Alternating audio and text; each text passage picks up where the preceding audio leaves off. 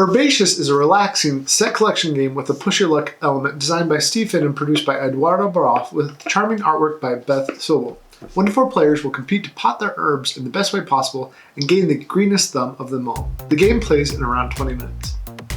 Please consider liking, commenting, and subscribing if you find this video useful. On to the setup and gameplay.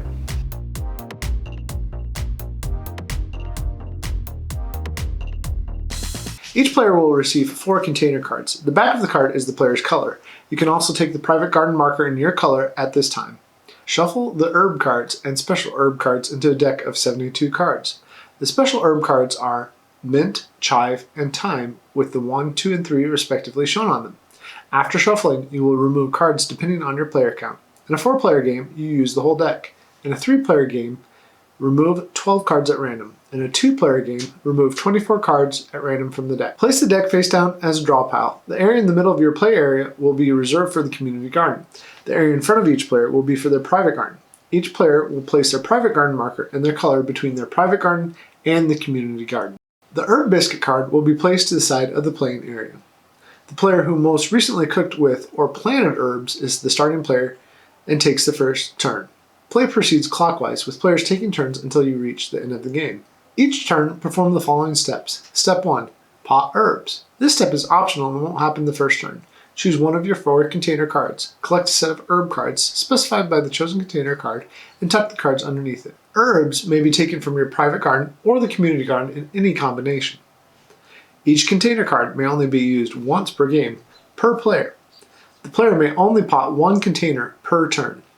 Special herbs may only be potted in the glass jar container. Let's talk about the 4 containers. In the large pot, you will collect 1 to 7 herbs of the same kind. You score based on how many cards you get as shown on the chart. The wooden planter, you will collect 1 to 7 different cards and score accordingly. The small pots allow you to pot 1 to 6 pairs. Each pair potted must be different from all other pairs. Score based on how many cards you have in these pots. Finally, the glass jar allows you to put any 3 herb cards, but obviously you want to try to get the special herbs in there. If you are the first to get one of each of these herbs, you get the herb biscuit card, which is an extra 5 points at the end of the game. Only 1 player gets to enjoy the herb biscuit.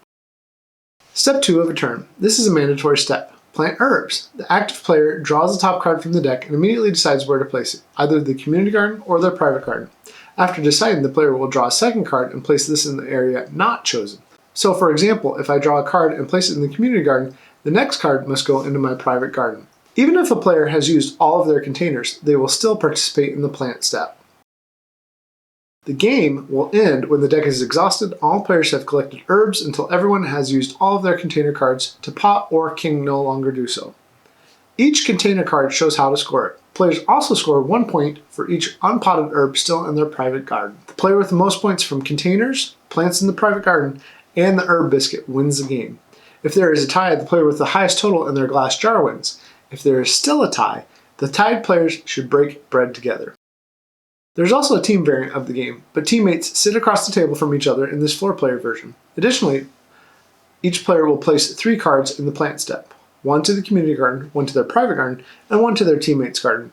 The highest total team score wins the game in this version. The solo version of the game has a sort of blocking mechanism, and you're trying to get a score of 57 or better as you play against yourself. You can find a gameplay video in the comments of this video, but I did forget the rule of scoring points in the private garden in that video. I hope you've enjoyed watching this video. What's your favorite herb to cook with? When is the last time you broke bread with someone you tied a game with? Let me know in the comments, and don't forget to subscribe. Thanks for watching, and happy gaming.